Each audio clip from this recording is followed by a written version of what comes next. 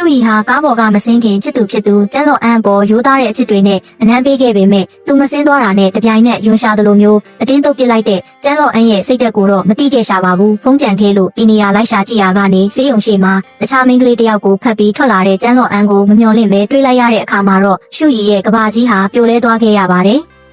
သူတို့နှစ်ယောက်နမ်းပြလိုက်တဲ့မြင်ကွင်းကသူ့မနှလုံးသားကိုနာကျင်စေခဲ့ပြီးနောက်မှာတော့